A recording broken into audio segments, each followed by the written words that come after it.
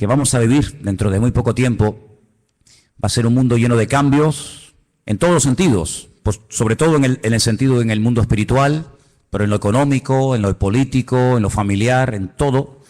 Y por eso les anunciaba el jueves que yo quería hoy hablar de algo que se ha estado comentando en estos días y que cada vez vamos a oír hablar más, y es del famoso nuevo orden mundial.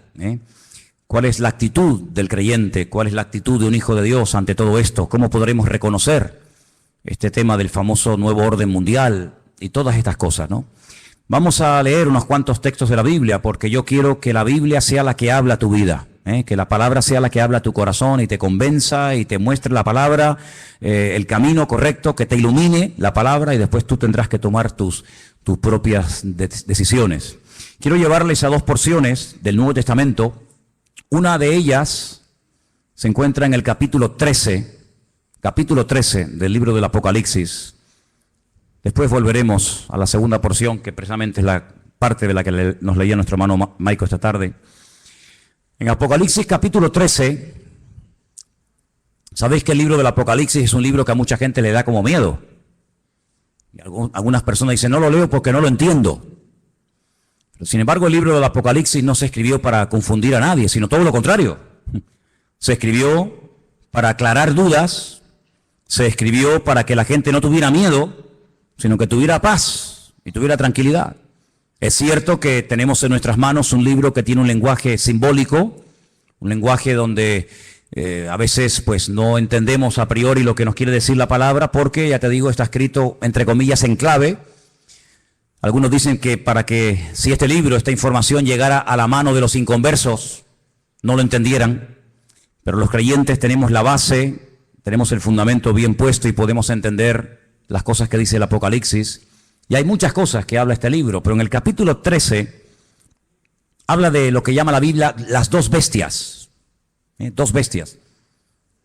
La palabra bestia es Jehová, y Jehová es una expresión que se utiliza para hablar de un animal que mete miedo, un animal que trae terror, pero al mismo tiempo un animal casi rayando lo mitológico, un animal que es una mezcla de realidad y de ficción. Y esa es la palabra que emplea la Biblia cuando habla de estos dos personajes.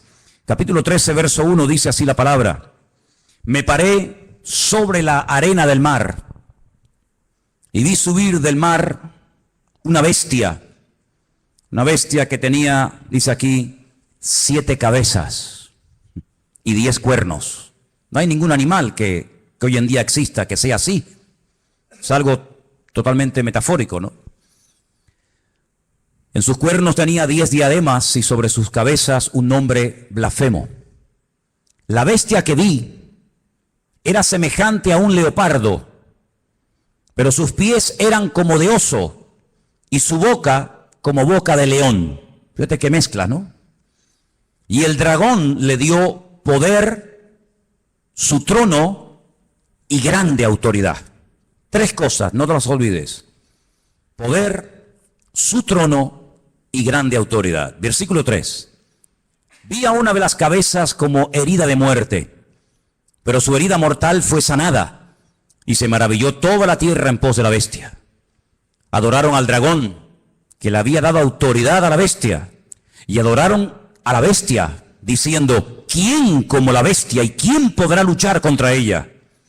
También se le dio boca que hablaba grandes cosas y blasfemias, y se le dio autoridad para actuar 42 meses.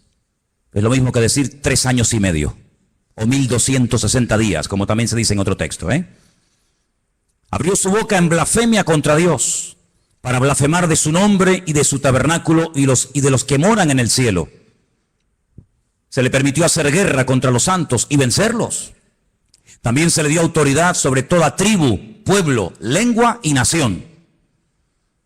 Y la adoraron todos los moradores de la tierra, cuyos nombres no están escritos en el libro de la vida del Cordero, que fue inmolado desde el principio del mundo. Si alguno tiene oído para oír, que oiga.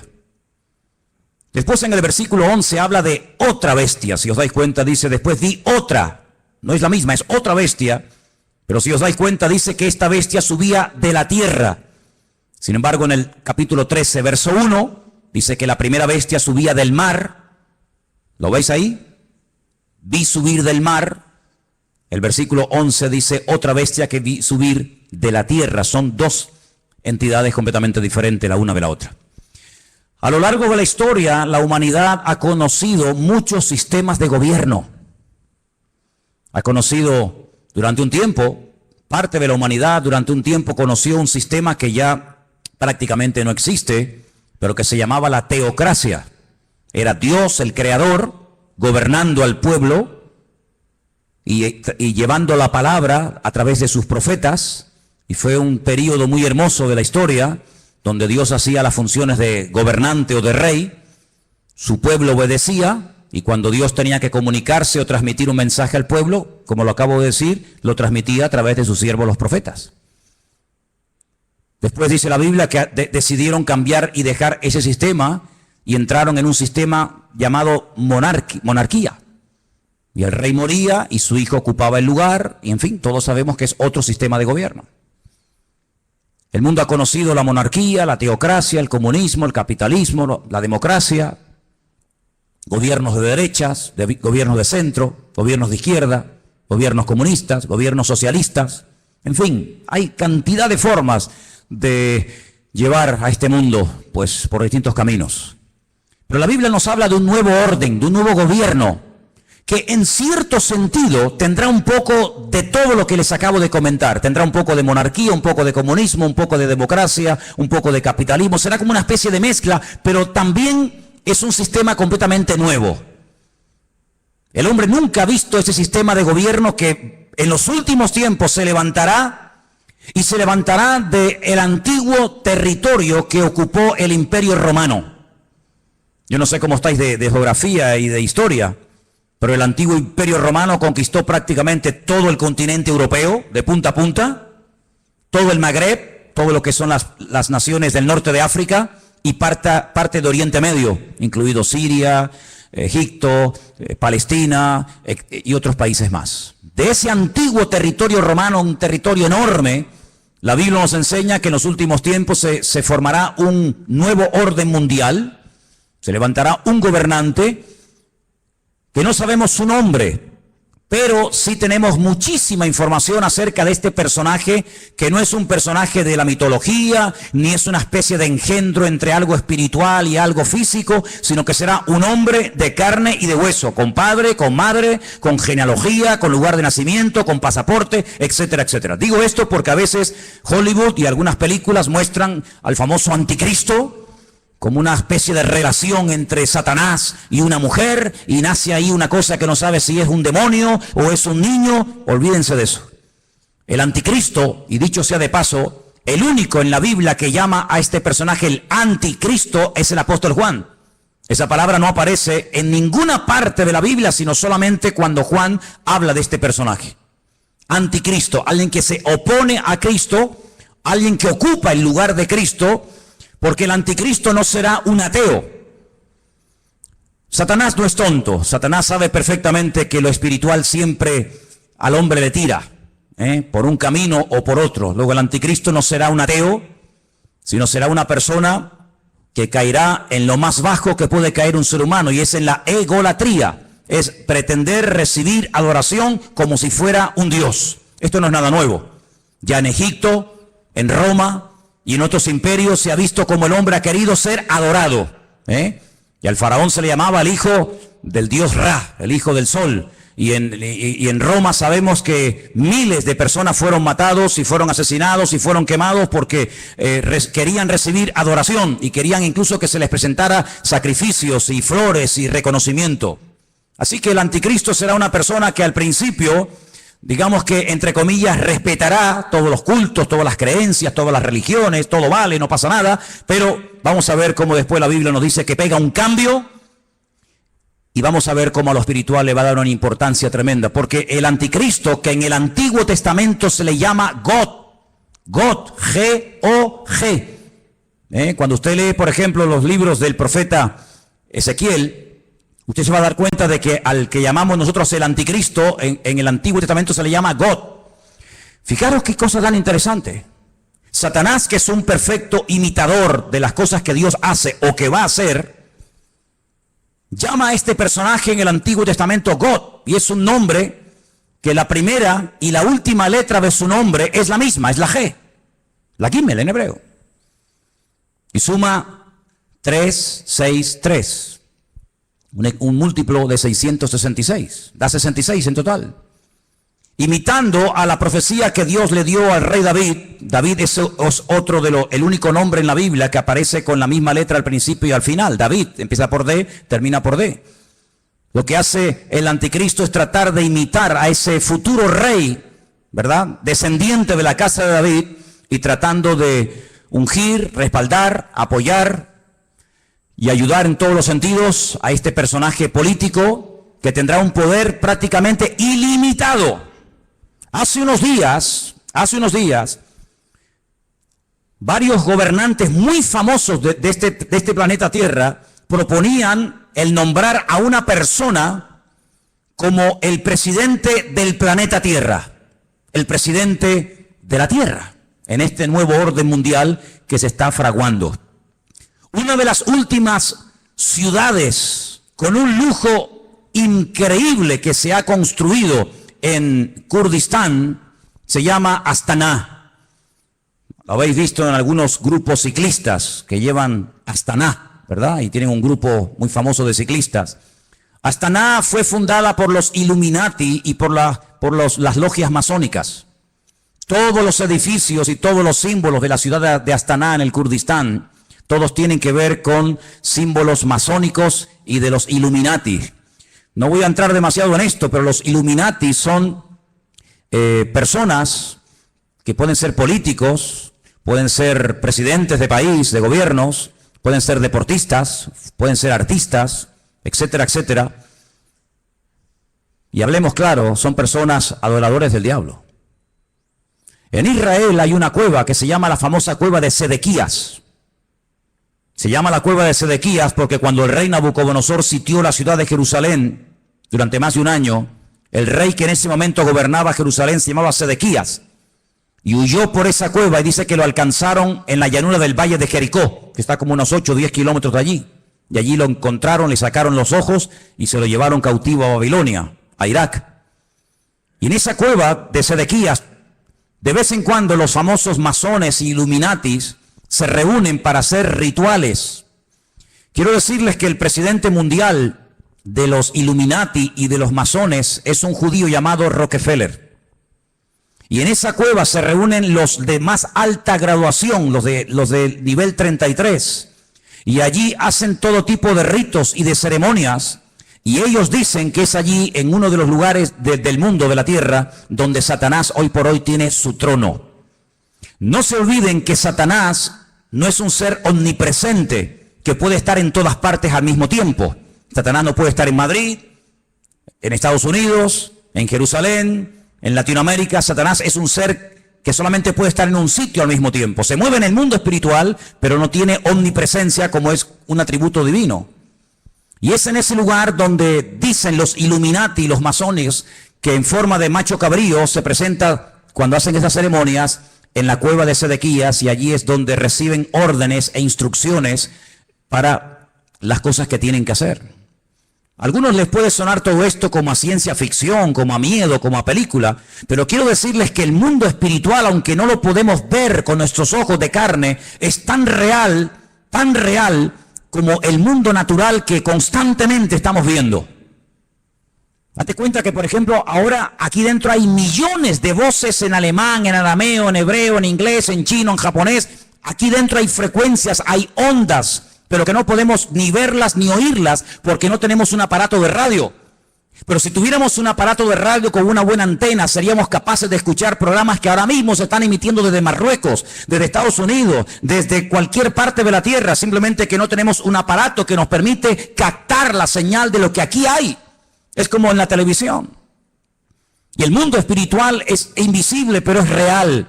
Los demonios existen, Dios existe, los ángeles existen. Todo el mundo espiritual es tan real como el mundo en el cual nos movemos tú y yo cada día. ¿Cuántos dicen amén? Satanás, dice la Biblia, que tiene un título, es el príncipe de la potestad del aire. Él se mueve con una velocidad abismal en la atmósfera. Y en ese lugar es donde Satanás hoy por hoy tiene su trono. Recuerden que en el libro del Apocalipsis, cuando el Señor le habla a una de las 7 iglesias, a una, no a las 7, a una le dice, aguanten, tengan paciencia, van a ser probados, van a tener dificultades, pero resistan, yo estoy con ustedes, porque yo sé dónde ustedes viven, donde Satanás tiene su trono. ¿Dónde tiene su trono Satanás hoy en día? Pues allí, en la ciudad de Jerusalén, es donde Satanás se mueve, porque sabe que la ciudad de Jerusalén es la ciudad más importante del mundo. Es la ciudad donde el Señor Jesucristo pasó la última semana de su vida. Es la ciudad donde Él instituyó lo que conocemos como la Santa Cena, el pan y el vino. Es el lugar donde murió. Es el lugar donde resucitó. Es el lugar donde ascendió. Es el lugar donde en el día de Pentecostés descendió el Espíritu Santo en forma como de lenguas de fuego que se asentaron sobre más de 100 y pico personas que estaban allí. Es el lugar donde Zacarías capítulo 14 dice que Él volverá por segunda vez y pondrá sus pies sobre el monte de los olivos y el monte se partirá y desde allí gobernará a las naciones. Es el lugar donde dice la Biblia que todo ojo le verá y toda rodilla se doblará. Es el lugar donde vendrán los famosos 2 testigos del Apocalipsis. Es el lugar donde Dios tendrá su sede de gobierno. Es una ciudad mencionada en más de 3.500 ocasiones en la Biblia, en el Antiguo Testamento. Es una ciudad importantísima. Es un lugar donde se está orando permanentemente, de noche y de día, por esa ciudad, pero es un lugar también donde Satanás tiene puestos sus ojos, porque sabe lo que allí va a pasar y lo que allí ya está pasando. Así que el anticristo, no el falso profeta, sino el anticristo, el cuerno pequeño, como lo llama Daniel, el hombre de pecado, el hijo de desobediencia, el inicuo, esta persona cruel y despiadada, tendrá durante 3 años y medio un poder impresionante como no nos podemos ni imaginar.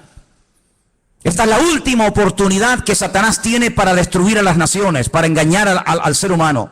Esta es la última oportunidad, la última bala en la recámara que le queda al diablo por hurtar, matar y destruir, dice la palabra de Dios.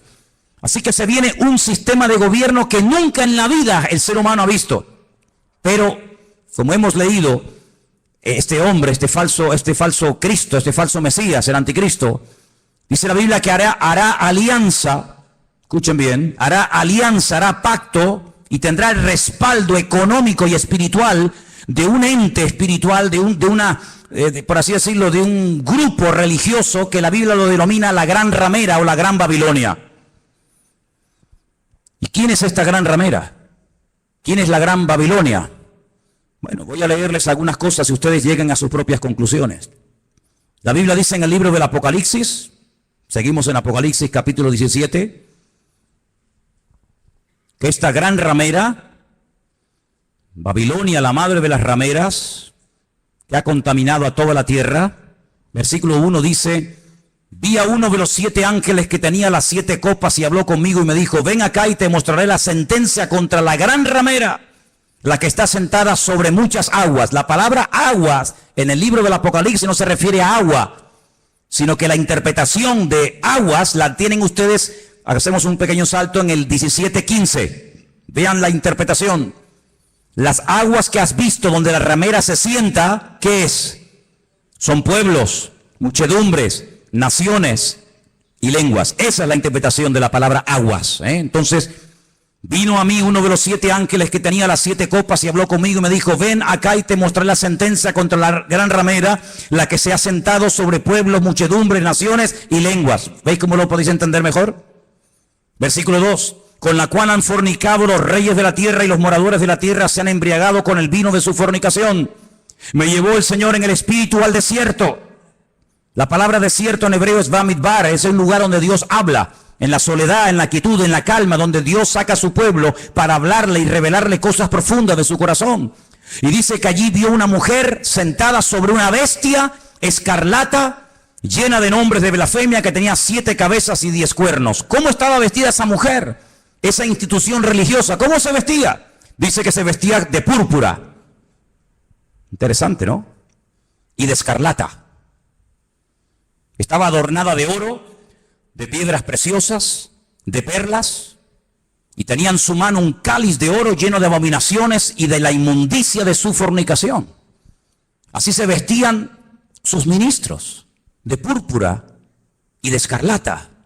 Y tenía joyas y piedras preciosas en abundancia. Ahora, analicemos hoy en día en el espectro espiritual de nuestro planeta Tierra Vayamos una por una a ver quiénes pueden ser. Por ejemplo, ¿cómo visten los budistas? Si viéramos en este momento a un budista, seguramente lo veríamos con la cabeza rapada. Veo muchos budistas en esta tarde aquí. Iría seguramente, si tiene algo de pelo, con una especie de trenza. Iría con una túnica de color naranja. Ese es el color de los ministros budistas. No usan piedras preciosas, ni mucho menos. El mundo entero, las naciones de la tierra no han fornicado con el budismo. De hecho, en muchas naciones el budismo ni ha llegado, ni sabe la gente lo que es. Para muchos, Buda simplemente es una estatua de un señor con una panza muy gorda y nada más que eso. Como visten, por ejemplo, los musulmanes. No visten de púrpura ni de escarlata. No han gobernado sobre todas las naciones de la tierra, sobre muchas sí, pero no sobre todas las naciones de la tierra. No tienen su sede, como después vamos a ver, en una ciudad más adelante. ¿Cómo visten los testigos de Jehová, los mormones? ¿Qué institución? Y no hace falta que lo digan. Se viste de púrpura y de escarlata y tiene piedras preciosas y riqueza en abundancia. ¿Cuál es el hombre que tiene más poder de convocatoria que simplemente con hacer así te junta 1 millón de personas en décimas de segundo? Un hombre que es capaz de ir a África, a América, a Japón, a la China, a Cuba, a cualquier país de la tierra. Es el hombre que tiene más poder de convocatoria que nadie, más que Obama, más que cualquier deportista. Hay un hombre que simplemente con hacer así junta como nada, 1 millón de personas, y los reyes de la tierra le tienen que besar la mano. Incluso el rey de España ha ido y se la ha inclinado. ¿Qué te parece, amigo? Y por si los datos te parecen cortos, en el versículo 18 dice: la mujer que has visto es la gran ciudad que reina, no que reinará, dice que reina sobre los reyes de la tierra. Allí donde la gran ramera tiene su sede. ¿Y cuál era la ciudad que en el momento de escribir el libro del Apocalipsis reinaba sobre toda la tierra? Si seguimos leyendo un poco más adelante, capítulo 17, versículo 8 dice: la bestia que has visto era y no es, y está para subir del abismo e ir a perdición, y los moradores de la tierra, aquellos nombres que no están escritos, no están escritos de la fundación del mundo en el libro de la vida, se asombraron viendo a la bestia que era y que no es. Es increíble, amados hermanos, ver cómo el anticristo se hará de la fuerza política, económica y espiritual de esta institución religiosa que la Biblia nos enseña que harán uña y carne en los últimos tiempos.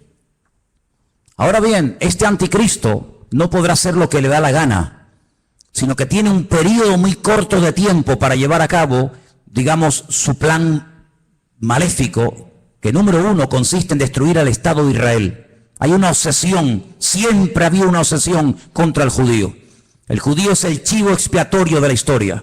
Cuando en Alemania había crisis y cuando Alemania no levantaba cabeza, incluso había perdido territorio en la Primera Guerra Mundial, ¿a quién se le echó la culpa? A los judíos. ¿Quiénes pagaron los platos rotos en la Segunda Guerra Mundial? Fundamentalmente los judíos y otras personas también, pero mayoritariamente los judíos. Cada vez que hay un problema, cada vez que hay un conflicto, la culpa la tiene el judío. Hay centenares y centenares de libros que nos hablan acerca de que si no existiera ese pequeño país que tiene tan solo 300 kilómetros de largo, 22.000 kilómetros cuadrados, un país que prácticamente es que ni se ve en el mapa, un 0,7% de la población mundial, todos los problemas del mundo se solucionarían. Pero permítame decirles que durante la Primera Guerra Mundial Israel no existía y hubo una guerra mundial. Y durante la Segunda Guerra Mundial Israel no existía y se mataron 60 millones de personas en territorio europeo y esa gente no existía, no estaban allí como pueblo. Pero siempre se ha tratado de buscar una especie de chivo expiatorio al cual echarle la culpa de todos los problemas. Y hay muchos libros que dicen que si Israel no existiera, si ese país no existiera, si se arrasara completamente a esta gente, el mundo sería un mundo de paz, un mundo más equilibrado, un mundo donde no habría tantas guerras y rumores de guerras. Así que el primer objetivo de este personaje es ganarse la confianza del Estado de Israel. ¿Y cómo se ganará según la Biblia la confianza de los judíos para que durante un tiempo corto, pero al fin y al cabo un tiempo, lo apoyen? Pues muy fácilmente, permitiéndoles cumplir el sueño que todo judío tiene durante 2000 años. No lo han perdido jamás. Han estado de aquí para allá, los han matado, los han quemado, los han crucificado, les han hecho de todo, pero siempre han tenido una obsesión en la mente, y es poder volver a Jerusalén y poder volver a ver reconstruido el templo de Jerusalén. El templo de Jerusalén fue destruido en el año 70 por las tropas romanas, capitaneadas por Tito, el hijo de Vespasiano, y desde el año 70 de la era cristiana hasta hoy, allí no hay templo. Los romanos araron aquel lugar, le cambiaron el nombre a Jerusalén y le pusieron Aelia Capitolina, le cambiaron el nombre de Israel por Palestina, para que nunca más nadie se acordara que una vez hubo una ciudad en la historia de la humanidad llamada Jerusalén y un país llamado Israel. Pero todos sabemos que ese país ahí sí sigue existiendo. 7 guerras, ningún país moderno ha tenido que soportar 7 guerras, donde incluso ha tenido que pelear a veces hasta con 14 naciones a la vez. 14 naciones se han unido por tierra, por mar y por aire para destruir a esta gente, y en las 7 ocasiones no han podido hacerlo. Pero la Biblia nos enseña, y lo dice muy claramente en Ezequiel, en Daniel, en Zacarías, etcétera, que el enemigo intentará destruir a esta nación con armas nucleares. Y la palabra de Dios nos enseña que en un valle que está a las afueras de Jerusalén, llamado el Valle de Jezreel, o el Valle de Megido, se llevará a cabo una batalla tremenda que hasta la Biblia ya ha dado el nombre de dicha batalla, la famosa batalla de Armagedón. De hecho hay películas, ¿no?, que se llaman Armagedón. Y dice la Biblia que allí vendrán naciones de todas partes de la tierra. Atacarán por el norte, por el sur, por el este y por el oeste, por tierra, por mar y por aire. Y será un tiempo de angustia para Israel. La palabra de Dios nos enseña que más de 200 millones de soldados, escuchen bien, a Juan también le asombró, imagínate, nos asombra a nosotros escuchar esta cifra. Imagínate a Juan hace 2000 años en la isla de Patmos escribiendo el Apocalipsis. 200 millones de soldados se unirán con un solo objetivo: destruir al pueblo de Israel. ¿Y por qué tanta obsesión por destruir a Israel? Lo he dicho muchas veces y lo vuelvo a repetir, por una sencilla razón. Porque el Dios creador, el único Dios que existe, el Dios de Abraham, el Dios de Isaac y el Dios de Jacob, ha prometido bajo juramento, con su mano levantada, que Israel nunca será destruida, que Dios peleará por ese pueblo. A pesar de sus defectos, a pesar de su desobediencia, a pesar de su rebeldía, Dios defenderá a muerte a ese pueblo. El país, la nación, el imperio que sea capaz de destruir a Israel demostrará, número 1, o que Dios miente o que Dios no existe. Si Dios ha prometido defender a Israel a muerte, y que nunca ninguna nación, ningún pueblo, ningún país, ninguna arma forjada se podrá nunca levantar contra esta gente y ser destruida. Si alguien logra destruir a Israel, si alguien logra botarlos al mar como intentó Jordania hace años atrás, pues simplemente demostrará que lo que Dios prometió era mentira, o que tal vez Dios ni siquiera existe, el Dios de ellos. Por lo tanto, el enemigo está tratando de demostrar por todos los medios habidos y por haber que Dios miente. Ya lo hizo en el principio de los tiempos, en el libro del Génesis. Cuando se acerca a la primera mujer, le dice: ¿por qué no comes? ¿Por qué no desobedeces a Dios? Y la mujer dijo: porque Dios nos dijo que si pecamos y si desobedecemos la ley de Dios, vamos a morir. Y Satanás le dice: Dios te ha mentido. No es verdad. Tú no vas a morir. Lo que pasa es que Dios sabe que si comes de este árbol, si desobedeces a Dios, le harás la competencia, le harás sombra y serás otro Dios. Y eso Dios no quiere que ocurra. Y la Biblia nos enseña que aquella persona le creyó a diablo, le creyó a Satanás y le creyó a la mentira. Y así como la verdad te hace libre, la mentira te esclaviza y te destruye. Por eso a lo largo de la historia, desde Caín hasta nuestros días, Satanás ha intentado destruir al pueblo de Israel, al Dios de Israel. ¿Por qué? Porque él quiere ser adorado y reconocido. Y el anticristo, este hombre, este líder político, exigirá que se le adore. Dice la Biblia que cuando el templo de Jerusalén sea reconstruido, y quiero decirles que he estado muchas veces en Israel, muchísimas veces, y cada vez que he ido he tenido la oportunidad y la bendición de poder ir al Museo del Templo. donde puedes ver absolutamente todo, salvo el arca del pacto. Ya está todo preparado, todo dispuesto, todo listo para que se reconstruya por tercera vez el famoso templo de Jerusalén, en el único lugar del mundo donde los judíos pueden construir un templo. Los judíos no son como los evangélicos que pueden construir iglesias en cualquier parte, o como los católicos que construyen catedrales en cualquier ciudad del mundo. El judío tiene la orden, la prohibición de no edificar ningún templo en ninguna parte de la tierra, salvo en el monte Moriah, donde miles de años atrás el patriarca Abraham subió a lo alto de esa montaña a sacrificar a su hijo. Y es en ese lugar donde Dios únicamente permite que se construya un templo, donde Él, dice la Biblia, que pondrá su gloria y su presencia para que todas las naciones de la tierra conozcan que Dios es uno, dice la palabra de Dios. ¿Por qué no lo hacen? Tienen poder para hacerlo. En 1967, en junio del 67, el 7 de junio del 67, la Biblia nos enseña, o la historia, perdón, nos enseña que las tropas de Israel entraron y conquistaron toda la ciudad de Jerusalén. No podían entrar en Jerusalén. Pero en el 67 tomaron toda la ciudad. Subieron a lo alto del monte, pero le dejaron hasta el día de hoy a Jordania que administre las explanadas del templo, donde está la famosa mezquita de Omar y la famosa mezquita de Al-Aqsa. Pero es allí donde algún día, dice la palabra de Dios, que el templo será reconstruido. Y a los 3 años de ser edificado ese templo, nos dice en Tesalonicenses, justo a los 3 años, este personaje entra al lugar santísimo, lo profana, y entonces exige que todo el mundo le adore y le reconozca como el único Dios. Quiero leerles en 2 de Tesalonicenses capítulo 2, versículo 1, escuchen bien la lectura. Dice el apóstol Pablo: con respecto a la venida de nuestro Señor Jesucristo, de eso está hablando, y nuestra reunión con Él, os rogamos, hermanos, que no os dejéis mover fácilmente de vuestro modo de pensar, ni os conturbéis, ni por espíritu, ni por palabra, ni por carta, como si fuera nuestra, en el sentido de que el día del Señor está cerca. Nadie os engañe en ninguna manera, porque no vendrá sin que antes venga la apostasía, el desmadre, el descontrol total y absoluto. En ese ambiente de desmadre, de descontrol, de guerras y rumores de guerra, de crisis y más crisis, en ese ambiente se levantará el anticristo. Porque viene ofreciendo paz, viene ofreciendo seguridad y viene ofreciendo estabilidad a un mundo que entrará en caos y entrará en picado y no habrá forma de solucionar el problema. Vendrá la apostasía.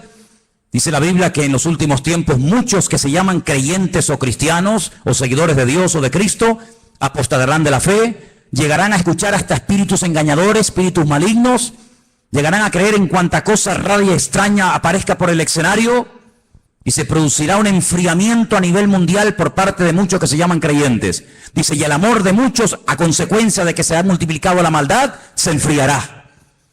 Y si aquellos días no fueren acortados, nadie se podría salvar. Dice, más por causa de los escogidos, y por ahí están los listos de turno que siempre dicen, no, pero los escogidos son los judíos, no somos nosotros. Eso es mentira. Están engañados. Si están enseñados, están engañados. La palabra escogido es ecleto. La palabra ecleto aparece en Primera de Pedro, cuando Pedro le escribe a gentiles, no a judíos, a gentiles, y les dice, vosotros que antes no erais pueblo, si eran judíos, eran pueblo. No, pero es que vosotros no erais pueblo, porque el único pueblo que Dios tuvo en el pasado fue Israel. Vosotros que no erais pueblo, ahora sois pueblo de Dios. Real sacerdocio, amén. Nación santa, pueblo escogido por Dios, para que anunciéis las virtudes de aquel que os llamó de las tinieblas a su luz admirable. Sí, la palabra que toma Pedro, que es ecleto, es exactamente la misma que aparece en Lucas 21 y en Mateo 24 cuando habla de escogidos. Dios tiene solo un pueblo, Dios no tiene dos pueblos, Dios tiene un solo pueblo. Y en ese pueblo forman parte todos aquellos hombres y mujeres que han aceptado a Cristo como su Señor y Salvador personal. Punto. ¿Cuántos dicen amén? Y dice que si no fueren acortados aquellos días, pero por causa de los escogidos tiene que acortarlo, nadie se podría salvar. Entonces dice que cuando venga la apostasía, muchos, no todos, muchos se apartarán. Y estamos viendo gente que antaño predicaba el evangelio, ya ni lo predican, ni sirven al Señor, ni se congregan. Y no se asusten ni se sorprendan. Pedro dice, hermanos, no os sorprendáis, como si alguna cosa extraña estuviera ocurriendo. Ya os hemos predicado, ya os hemos profetizado, ya les hemos escrito. Dice, y después de mi partida, yo procuraré que ustedes tengan memoria de esto, para que no se olviden, que muchos apostatarán de la fe, que muchos se apartarán, que muchos se olvidarán de Dios, incluso hasta lo van a renegar y lo van a rechazar. Dice que cuando venga, antes de que venga el Señor, tiene que venir la apostasía y se manifieste el hombre de pecado, el hijo de perdición. ¿Y qué hace este hombre? Versículo 4, se opone, se levanta contra todo lo que se llama Dios o es objeto de culto. No permite que haya todo tipo de religiones y todo tipo de creencias, sino que va a ser una persona que va a controlar el tema espiritual o religioso. Dice, y es de tal manera este personaje cruel, que dice que se sienta en el templo de Dios, como Dios, haciéndose pasar por Dios. Y el único templo que Dios ha tenido y tendrá es el templo de Jerusalén. Por lo tanto, la Biblia nos habla clarísimamente acerca de que el templo de Jerusalén va a ser reconstruido otra vez. Sí, hermanos, otra vez va a ser reconstruido. Aunque nos parezca extraño, nos parezca imposible. También era imposible que hace 60 años esta gente tuviera un país llamado Israel, y es posible. Ahora vosotros sabéis lo que lo detiene, a este anticristo, a este personaje siniestro, macabro. Dice, vosotros sabéis lo que lo detiene, a fin de que a su debido tiempo se manifieste. Ya está en acción el misterio de la iniquidad, solo que hay quien al presente lo detiene hasta que él, no ella, él a su vez se ha quitado de en medio. Entonces se manifestará aquel inicuo. La palabra inicuo, pues es una palabra que significa un hombre cruel, sin principios, sin moral, un salvaje, despiadado, una bestia, hasta que ese inicuo sea matado con el espíritu de la boca del Señor y lo matará el resplandor de su venida. He hecho una lista de cómo, de todas las formas que la gente moría en los tiempos de la Biblia. Tengo una lista enorme. Hay gente que murió comida por perros, gente que murió comida por gusanos, gente que murió crucificada, gente que murió apedreada, gente que murió quemada, gente que murió a palos, gente que murió clavados con un asta, empalados. Hay un montón de tipos de muertes en la Biblia, pero nadie ha muerto como morirá el anticristo. Dice que lo matará el resplandor de la venida de nuestro Señor Jesucristo. Así como el resplandor de la gloria del Señor tiró al suelo al apóstol Pablo y se convirtió y sirvió al Señor con toda su alma y con todo su corazón hasta el último minuto de su vida, el anticristo morirá no de forma natural, sino morirá por el resplandor de la gloria y de la presencia del Señor. Y dice la Biblia hasta dónde va a ser enterrado. Por ejemplo, si quieren saberlo, en Ezequiel 39, del 11 al 14, lean en casa este texto, repito, Ezequiel 39, del 11 al 14, y dice que allí, en Israel, en un valle, Dios le tiene preparada sepultura al anticristo para que todos los que pasen por aquel lugar sepan que hasta aquí, amigo, hasta aquí te permitió el Señor llegar, y aquí tienes sepultura para que todo el mundo que pase sepan que hasta aquí llegó tu fuerza, llegó tu capacidad. ¿Qué te parece? Así que este personaje es un personaje político, que tendrá el apoyo de esta institución llamada, según la Biblia, la Gran Ramera o la Gran Babilonia, y durante 3 años y medio atormentará a las naciones. Durante 3 años y medio tratará de llevar a las naciones al auténtico desastre y al auténtico caos. Y hay muchos datos acerca de este personaje en la Biblia. Les voy a leer algunos. Se van a quedar sorprendidos lo que la Biblia nos dice acerca de este hombre. Por ejemplo, en capítulo 7 de Daniel, miren lo que dice acerca de este personaje, Daniel 7. Los 10 cuernos significan que aquel reino se levantarán 10 reyes, después se levantará otro, el cual dice será diferente, totalmente diferente. Hablará palabras contra el Altísimo, fíjate, está obsesionado con Dios. Hablará palabras contra el Altísimo, contra los santos del Altísimo y los quebrantará. Pensará, fíjate qué cosa, pensará en cambiar los tiempos y la ley. Hacer un calendario nuevo, leyes nuevas. Qué curioso que la semana pasada, a punto de que se firme este nuevo tratado de libre comercio, donde desaparecerán los aranceles y los impuestos que hay que pagar en la aduana, y podrán viajar las mercancías desde China a Estados Unidos, de Estados Unidos a Europa, de Europa a Oriente Medio, etcétera. Alguien dijo que ante estos cambios globales, mundiales, que están a punto de suceder en poco tiempo, donde se ha vuelto a reunir el famoso Club Bilderberg y muchos políticos han ido a Roma a hablar con el Papa, y donde el G7 se ha reunido otra vez como casi clandestinamente, porque están a punto de producirse y de firmarse acuerdos que van a cambiar el mundo en cuestión de días. Qué interesante que todo esto está ocurriendo aquí, en nuestras narices. Pero es interesante notar que en esa reunión alguien se levantó y dijo, y esto ha salido publicado en la prensa, que lo que hace falta es establecer un nuevo sistema también de justicia. Es decir, la justicia, las leyes, los abogados, los magistrados que tenemos en este momento no sirven, no pueden llegar a tener el control de la justicia que hace falta para estos cambios que se vienen.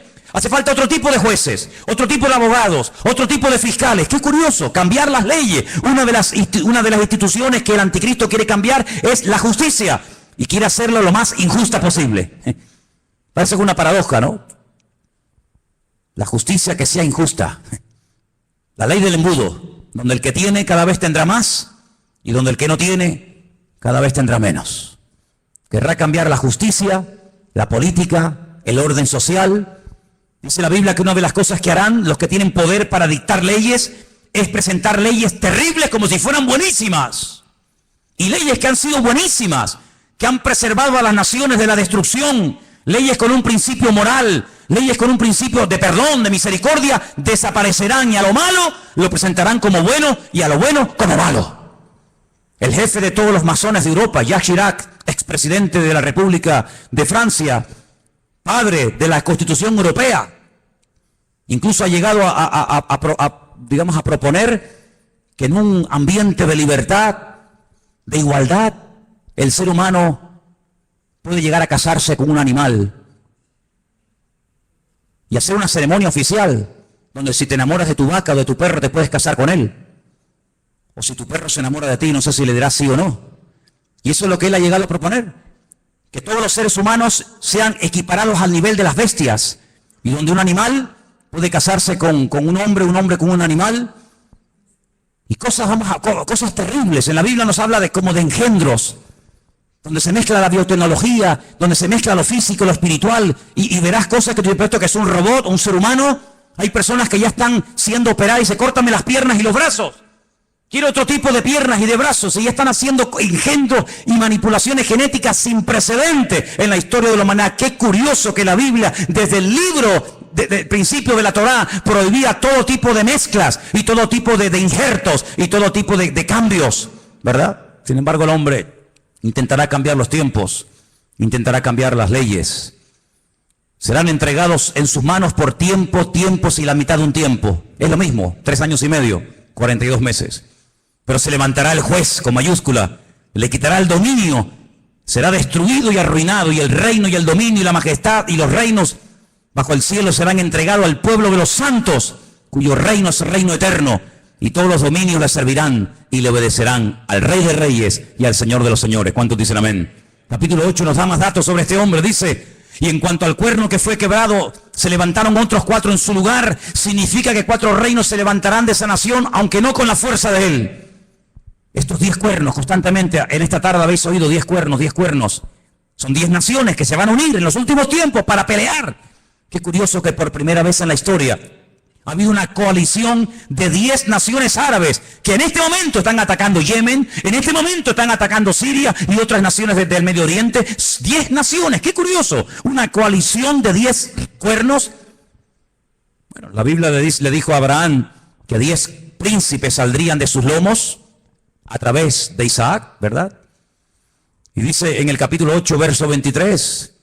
Al fin del reinado de estos, cuando los transgresores lleguen al colmo, se levantará un rey altivo de rostro y entendido en enigmas, imitando a Salomón, que dice que venían de todas las naciones de la tierra para hacerle preguntas difíciles, y a todo lo que le preguntaban él respondía. El anticristo tendrá una sabiduría impresionante, diabólica, pero la tendrá. No te olvides que el Señor, cuando creó a este ser tremendo, que no era en ese momento Satanás, sino un querubín, dice que lo dotó de una sabiduría espectacular.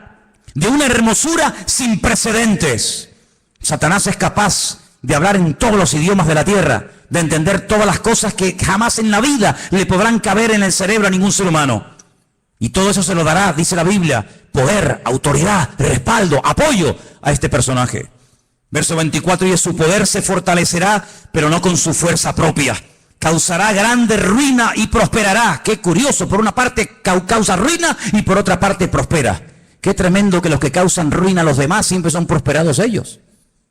Es interesante, ¿no? Causan ruinas, destruyen pueblos, saquean ciudades, hacen destrozo, pero estos que le arruinan la vida a millones de seres humanos, luego son los tipos más ricos del mundo.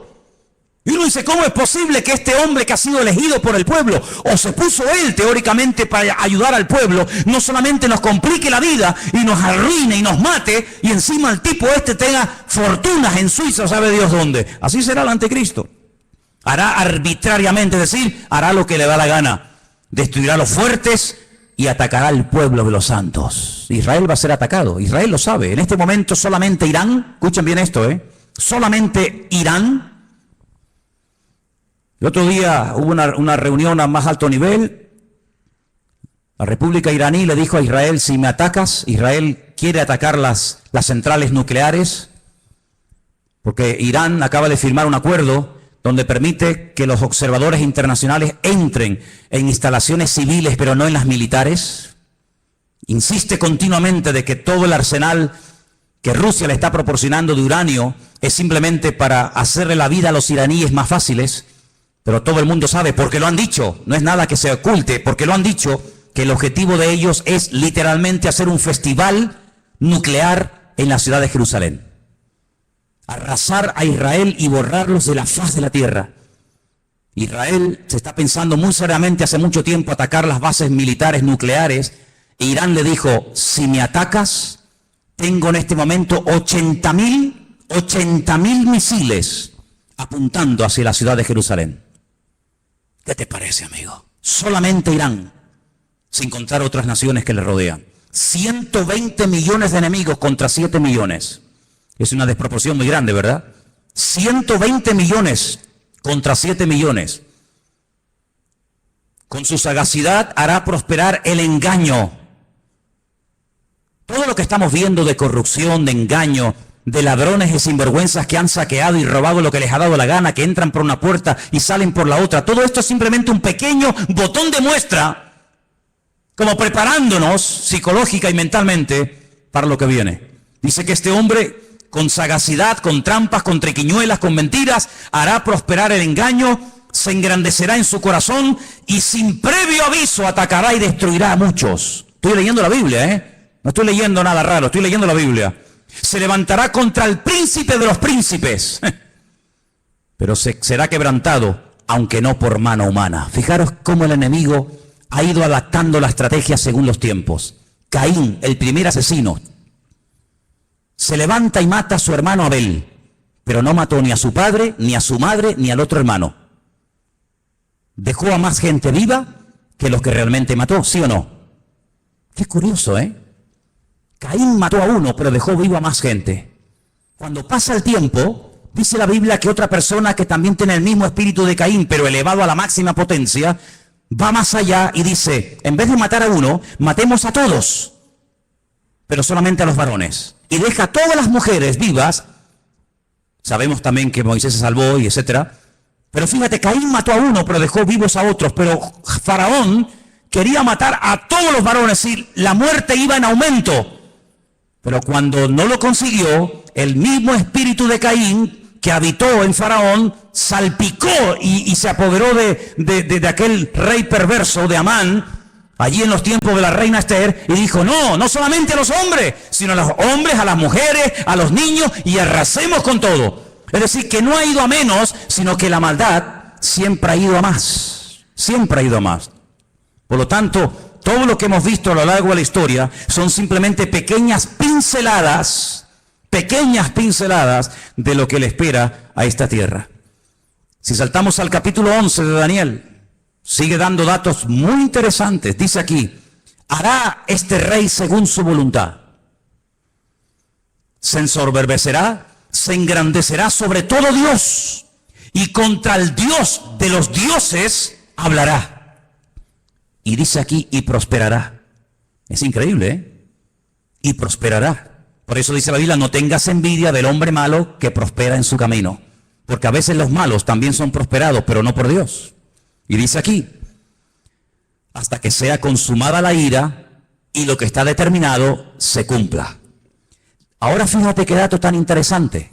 Yo sé, y algunos seguramente me lo harán notar, que en el texto original no existen palabras con mayúscula y palabras con minúscula. No existe ni en griego ni en hebreo palabras con mayúscula y con minúscula, que en nuestro idioma es muy importante, porque no es lo mismo la palabra Dios con minúscula que la palabra Dios con mayúscula. No es lo mismo la palabra Señor con minúscula que la palabra Señor para referirnos a Dios en mayúscula. En la Biblia hay un término específico para cada palabra, por lo tanto no hace falta recurrir a esto de mayúsculas y minúsculas. Pero en nuestra Biblia dice en mayúscula, del Dios de sus padres. Luego sus padres eran creyentes. Los padres del anticristo eran creyentes del verdadero Dios. Porque dice, del Dios, repito, con mayúscula de sus padres, no hará caso. Fue criado en una educación, digamos, religiosa, correcta, con el Dios verdadero. Lo mamó en la casa con sus padres, pero dice, no hará caso de ese Dios, de esa enseñanza. Y dice algo interesante que puede tener varias interpretaciones. Ni del amor de las mujeres hará caso. ¿Quiere decir que será un homosexual? ¿Que no se casará?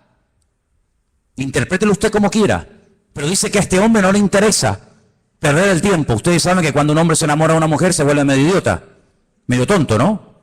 Por lo tanto, él dice, yo tengo un objetivo y si enamorarme de esta o de aquella me va a quitar mi tiempo, dice, ni hará caso de las mujeres. Increíble. No respetará a Dios alguno, porque contra todo se engrandecerá. Honrará en su lugar al Dios de las fortalezas. Y tú dices, ¿de quién es? El Dios de las fortalezas. No hará caso del Dios verdadero que sus padres le inculcaron y le enseñaron. Dejará ese Dios verdadero y comenzará a adorar, dice aquí, al Dios de las fortalezas. Ahora, el libro de Daniel es el único libro de la Biblia que está escrito en dos idiomas diferentes. Todos los libros del Antiguo Testamento están escritos en hebreo y los del Nuevo Testamento en griego, pero Daniel no. Daniel, parte del libro está escrito en arameo y parte está escrito en hebreo. Se lee igual, pero significa lo mismo. Cuando usted lee del Dios de las fortalezas lo honrará, dice textualmente, Alá Maozín. Y menciona la palabra Alá. ¿Saben que las siguientes Biblias que se van a vender dentro de muy poco tiempo, que ya están en circulación en las iglesias evangélicas, dirá, por ejemplo, en el principio creó Alá los cielos y la tierra? ¿Sabían que la palabra Elohim o Dios desaparecerá de muchas Biblias en los próximos años y aparecerá la palabra Alá? ¿Sabían eso? Pues vete espabilando. De Alá, del Dios de la guerra, como dice el texto, a ese Dios adorará. Dice, Dios que sus padres no conocieron. No tiene nada que ver la adoración a ese Dios con el Dios que sus padres le enseñaron. Y dice, lo honrará con oro y con plata, con piedras preciosas y con cosas de alto precio. Hermanos, esto se escribió hace más de 3000 años, ¿eh? Es impresionante cómo hace más de 3000 años el profeta Daniel sabía detalles de la vida de este hombre que en aquel momento lógicamente no existía y que está a punto de aparecer.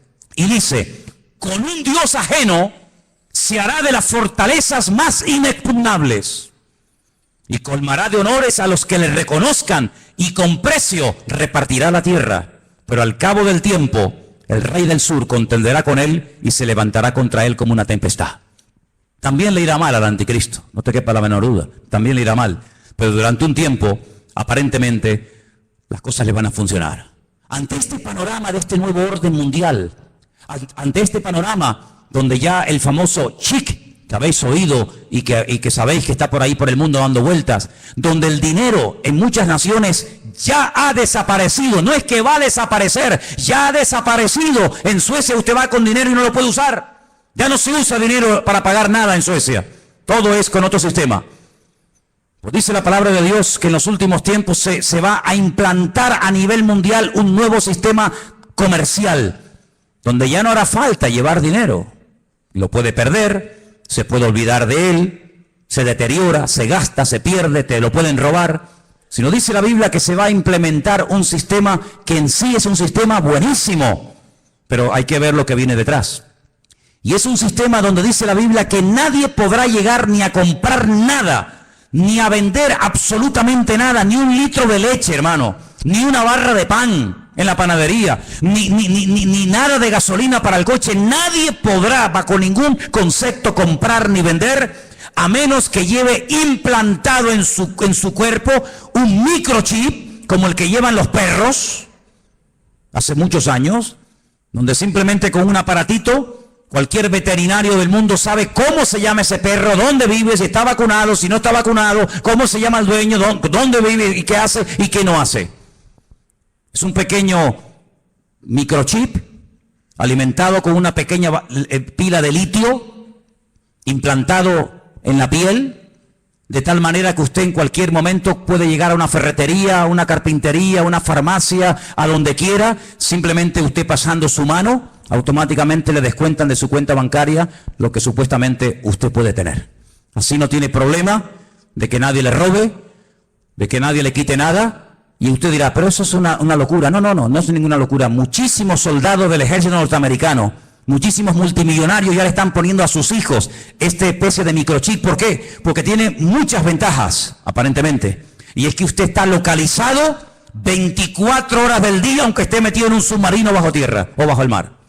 Usted está localizado permanentemente, porque los satélites captan esa señal, captan esa radiofrecuencia en cualquier lugar donde usted se encuentre. ¿Cómo podía saber Juan, un pescador de Galilea, hace 2000 años atrás, en un pequeño país llamado Israel, que algún día en el mundo, en el planeta Tierra, habría un sistema tan sofisticado, donde la gente ya no usaría dinero para comprar, ni para vender, ni para viajar, sino que simplemente llevando ahí una especie de chip en la mano, pasándolo por una especie de escáner o de máquina, la gente podía llevar una vida normal? ¿Cómo podía ese hombre saber eso hace 2000 años?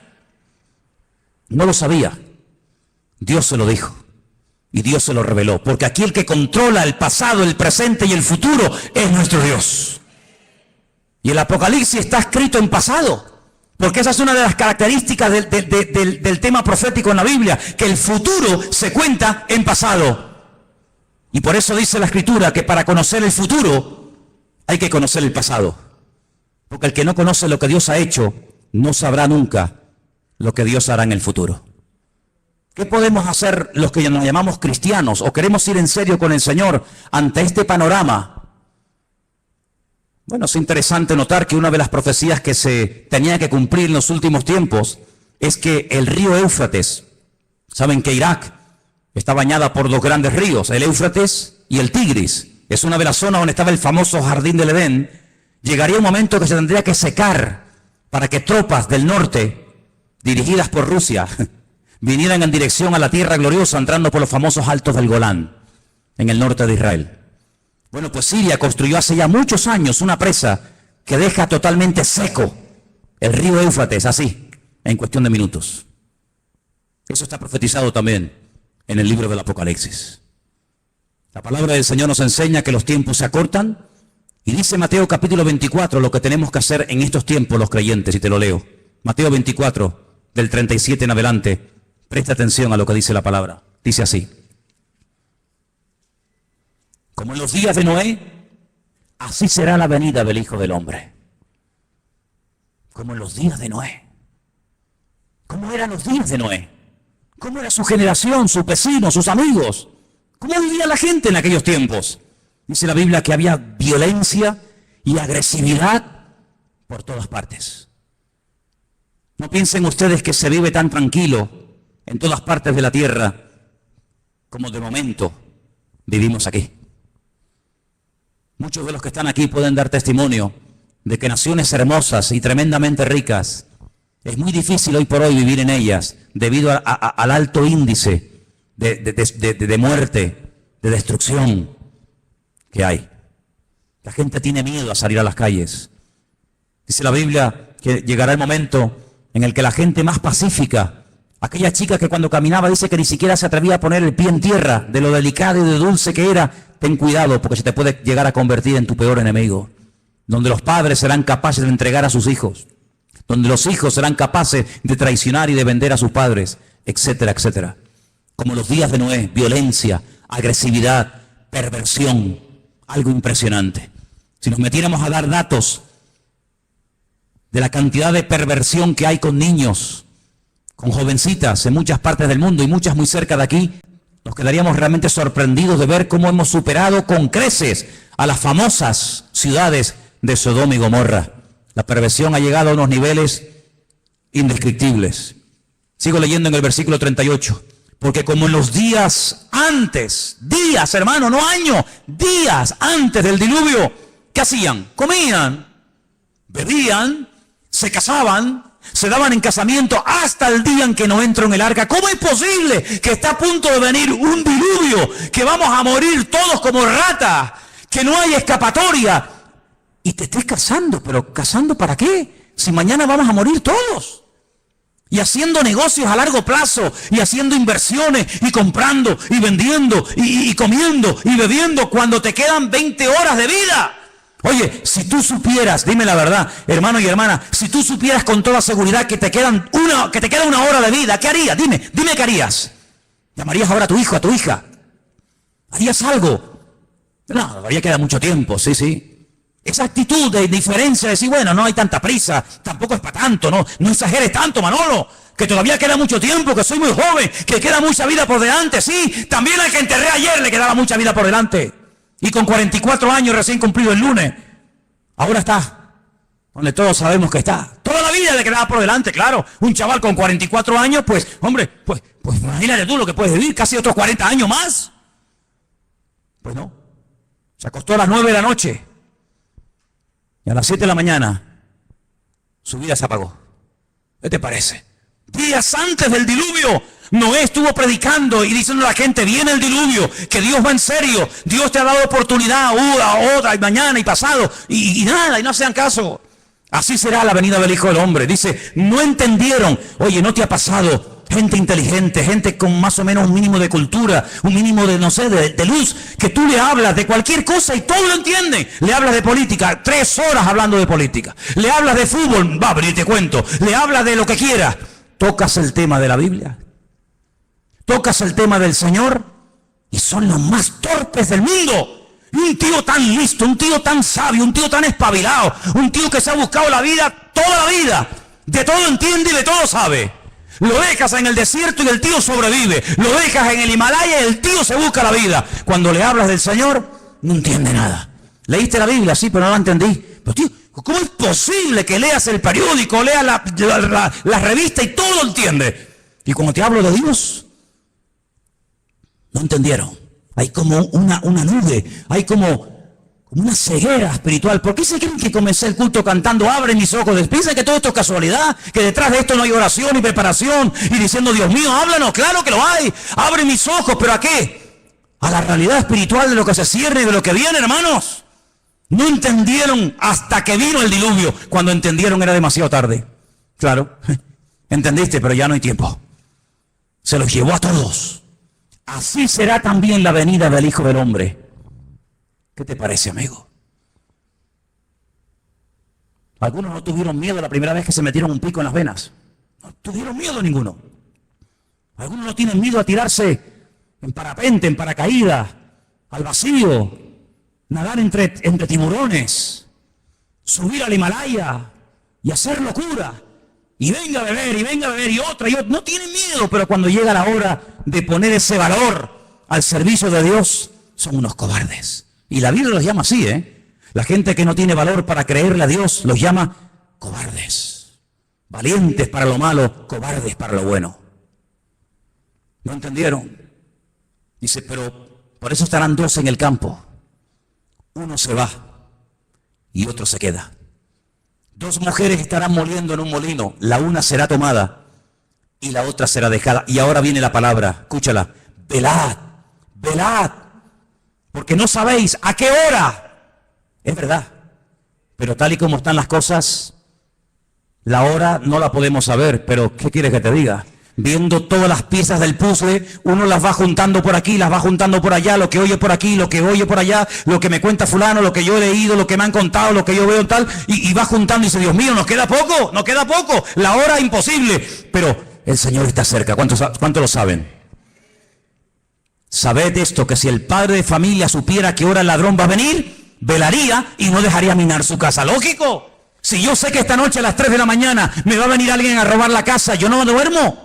Yo no lo voy a recibir con una Biblia, Yo me hago de un palo o de un hacha, lo que haga falta, que venga a las 3 de la mañana, que venga. Te voy a dar la del pulpo, te voy a dar.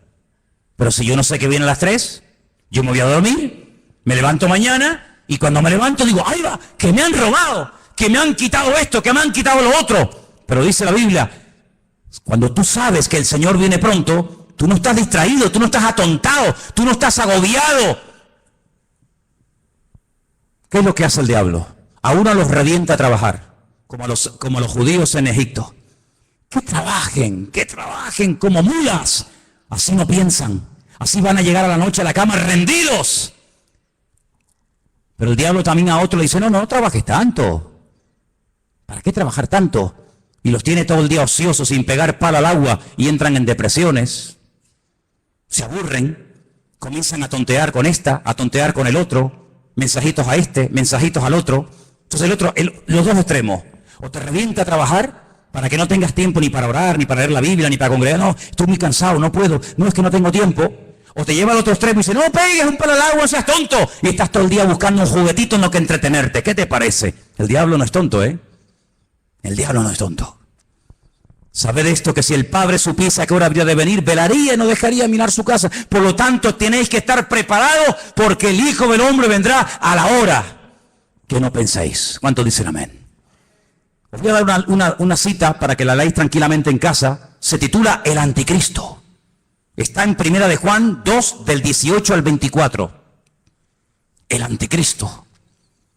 Una de las características de este hombre, ¿cuál será? Ahí está. 1 de Juan 2, del 18 al 24. Algunos dirán, pero cuando, hermano, las cosas se pongan feas, difíciles, cuando empiece a ocurrir todo esto, los creyentes no vamos a estar, ¿no? Entonces, ¿para qué se escribió la Biblia? Si no vamos a estar, ¿para qué se escribió? Tanta tinta, tanto libro, tanta literatura, tanta advertencia, tanta profecía, tanto mensaje. Si al final no vamos a estar, está perdiendo el tiempo. Es que se escribió tanto para que el pueblo de Dios no fuera sorprendido. Alguien dijo hace 150 años, escucha bien esto, hace 150 años, alguien dijo, tranquilos hermanos, cuando empiecen las persecuciones, cuando empiecen las matanzas, cuando empiece el mundo a ponerse difícil y duro, el Señor arrebatará su iglesia y aquí no estaremos ninguno. Esto lo dijeron hace 150 años. Es decir, durante 2000 años los creyentes se han estado preparando para servir al Señor a las duras y a las maduras, con persecución o con aplausos. Pero claro, por ahí cayó en buena tierra, entre comillas, la enseñanza de que los creyentes no iban a estar en tiempos de persecución. Sin embargo, nuestros hermanos de Irak, de Siria, de Corea del Norte y de tantas y tantas naciones que están muriendo quemados, vivos, apaleados, crucificados, degollados como si fueran animales. ¿Son ellos creyentes o no? ¿Estarán ellos en pecado y por eso Dios les paga así? Cuando dice la palabra de Dios que los mártires nos tienen que dar ejemplo a todos y a cada uno de nosotros. Por lo tanto, velemos y oremos, porque las cosas no van a ir a mejor. Todo esto de pactos, que si Podemos, que si el PP, que si... Hay algunos que son tan ingenuos, tan tontos, que creen que todo se va a solucionar a base de habla, que te habla y promete y te doy, y tú aquí y tú allá. El Señor dice, la maldad se multiplicará y les sorprenderá a todos. Me da igual del signo que sean, como los dolores a la mujer que está a punto de dar a luz. Dice, y no escaparán, sino que vendrá sobre ellos la destrucción repentina. Nosotros no tenemos la confianza puesta en el PP. Yo por lo menos no, a lo mejor alguno aquí sí. Yo no confío ni en el PP, ni en el PSOE, ni en Ciudadanos, ni en el otro, ni el Melena. Yo no confío en ninguno de ellos, porque todos son hijos del diablo. ¿O no? ¿O no? Porque está conmigo o está contra mí. ¿Cómo voy a poner yo mi confianza en el hombre? Maldito el hombre que confía en el hombre. Nosotros ponemos nuestra confianza en el Señor, Dios Todopoderoso. Él no nos va a fallar. Estemos en el diluvio, estemos en la tormenta, estemos en la cárcel o estemos fuera, yo estaré contigo todos los días hasta el fin del mundo y nadie te podrá hacer frente en todos los días de tu vida. Eso es lo que nos dice el Señor y a eso tenemos que agarrarnos ahora más que nunca. Por eso llevo años diciendo cada semana, oh hermanos, oremos, hermanos, busquemos al Señor, métase en la palabra. Dejen de perder tiempo en tontería, no hagan planes que tú no... hablando de planes, ¿cuántos de los que están aquí tienen planes y meten al Señor en sus planes? Es que lo tenía aquí apuntado y no me puedo ir sin decirlo. ¿Incluyes a Dios en tus planes? A ver, ¿sí o no? Pues lo estás haciendo fatal. Fatal. ¿Que no puedo incluir a Dios en mis planes? No. Pero hermano, no te entiendo. Espera, déjame que te explique. Pues si no te vas a quedar así. Tú no tienes que incluir a Dios en tus planes. Tú tienes que meterte en los planes de Dios. ¿Ves la diferencia? Yo tengo planes, quiero ser médico, quiero ser abogado, quiero estudiar 5 carreras, quiero casarme con un chico alto, guapo, rubio, maravilloso, que habla inglés, arameo, francés, chino, japonés, tenga un coche, un yate, un avión. Claro, esos son tus planes. Y Señor, me tienes que ayudar, me tienes que ayudar, amigo, Tú tienes tus planes, tus proyectos, y ahora me caso, y ahora me divorcio, y ahora compro, y ahora vendo, y ahora voy a la playa, y ahora voy al monte. Tú tienes tus planes y metes a Dios en tus planes. Te equivocas rotundamente, no has entendido nada. Y tú dices, pero ¿cómo se predica en esta iglesia? Sí, amigo, aquí estamos para esto. Si quieres más la papita dulce, vete allá a la esquina que está la guardería Heidi. Aquí yo te digo que la única manera de ir de gloria en gloria y de victoria en victoria no es metiendo a Dios en mi agenda, sino metiéndome yo en su agenda y en sus planes y en sus proyectos. Y entonces Dios te va a bendecir y Dios te va a ayudar. No metas a Dios en tu vida, métete tú en el Señor y entonces el Señor te va a ayudar. Y se abre la puerta, se cierra la puerta, poder decir gloria a Dios, porque Dios está conmigo y nadie me podrá frenar en los días de mi vida. Aleluya. ¿Cómo que tus planes? ¿Qué dices, amigo? ¿Cómo que tus planes? Ya no vivo yo.